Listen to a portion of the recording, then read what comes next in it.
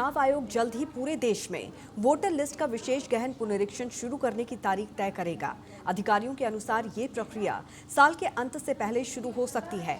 इसका मकसद voter list से अवैध प्रवासियों को हटाना और सभी योग्य नागरिकों को शामिल करना है। दिल्ली में राज्यों के मुख्य चुनाव अधिकारियों की बैठक हुई, जिसमें अगले साल होने वाले 5 विधानसभा चुनावों को ध्यान में रखते हुए एसआईआर की जल्द शुरुआत पर चर्चा हुई।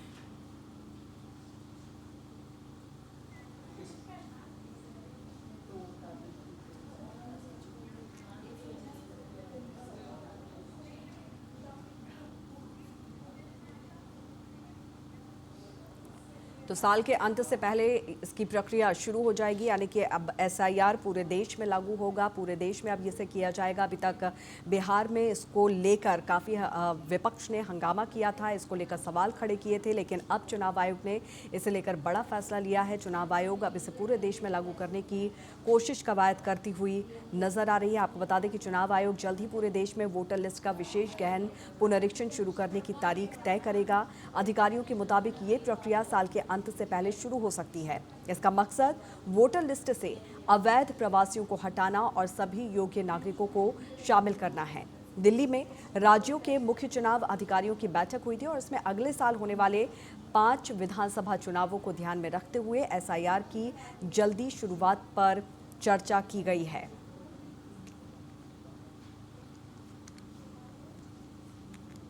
तो इसको लेकर चुनाव आयोग ने अहम बैठक की है।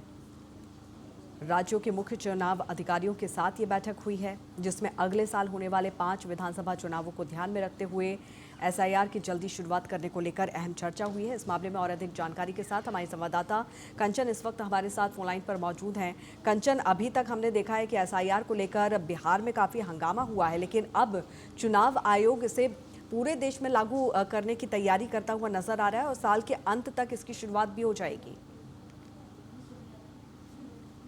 जी बिल्कुल, देखिए जो चुनाव आयोग के हवाले से खबर निकल कर आ रही है वो ये आ रही है कि एसआईआर जो है इस साल के अंत में शुरू होगा और पूरे देश में जो है लागू किया जाएगा। पहले हमने देखा, जैसे कि आपने जिक्र भी किया, कि बिहार में हमने इसको लेके जो है प्रतिरोध जो देखा था, चाहे विपक्ष का हो या फिर अन्य किसी और लोगों का। लेकिन जिस तरीके से अब चुनाव आयोग की तरफ से जो खबर निकल कर आ रही है पूरे देश में होगा, उसके लिए यही बात विपक्ष लगातार पहले भी बोल रहा था कि पहले बिहार में करेंगे, फिर ये जो है पूरे देश में लागू करने की कोशिश करेंगे। आपको बता दें कि अगले साल जो है 4 राज्यों के विधानसभा चुनाव होने हैं और ये एसआईआर स्पेशल इंटेंसिव रिवीजन जो है लिस्ट को करने की वो बहुत ही महत्वपूर्ण भूमिका निभाएगा। हालांकि ईसीआई की तरफ से कहा गया है कि इसमें जो भी बाहरी लोग हैं जो उनको वोटर लिस्ट से बाहर निकालना है, छटनी करना है, और जो यहाँ के मतदाता है, जिस राज्य में भी होगा, जो वहाँ के मतदाता है उनके नाम ना कटे, ये एश्योरेंस करने के लिए एसआईआर जो है वो किया जा रहा है। लेकिन वहीं विपक्ष लगातार आरोप लगा रहा है। बिहार को में भी हमने देखा कि वोटर अधिकार यात्रा जिस तरीके से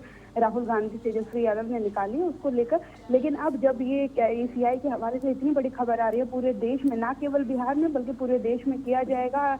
इस साल के अंत में जो प्रक्रिया है वो शुरू की जाएगी और अगले साल 4 राज्यों में विधानसभा चुनाव है, उसके मद्देनजर उससे ठीक पहले जो है पूरे देश में एसआईआर जो है करने की पूरी। लेकिन कंचन, अभी तक हमने देखा कि बिहार में जब एसआईआर किया गया तो इसको लेकर विपक्ष एकजुट होता हुआ नजर आया और इसको लेकर काफ़ी विरोध भी किया। कांग्रेस ने इसको लेकर वोटर अधिकार यात्रा भी यहाँ पर निकाली है।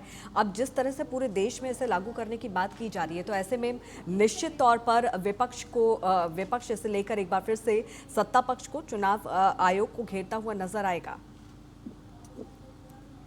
जी बिल्कुल, देखिए लगातार विपक्ष की यही मांग रही थी। मॉनसून सत्र जो है अभी समाप्त हुआ है। मॉनसून सत्र में पहले ही दिन से विपक्ष यही मांग रही थी कि एसआईआर का जो मुद्दा है पहले राज्यसभा और लोकसभा दोनों में डिस्कस किया जाए, उसके बाद बिहार पर यदि सहमति सभी सांसदों की बनती है मेजोरिटी के साथ, तो उसके बाद बिहार में लागू किया जाए। लेकिन ऐसा नहीं हुआ। पूरी जब पार्लियामेंट संसद का सदन चला तो हमने देखा कि सदन भी ठीक तरीके से कार्य नहीं कर पाया, लेकिन सदन समाप्त हो गया, लेकिन एसआईआर के मुद्दे पर कोई चर्चा नहीं। लेकिन अब देखने वाली बात यहाँ पर कंचन ये है कि अब विपक्ष की रणनीति क्या होगी और किस तरह से विपक्ष इस पूरे मुद्दे को उठाएगा और सत्ता पक्ष को, चुनाव आयोग को घेरता हुआ नजर आएगा। आप हमारे साथ बने रहिए।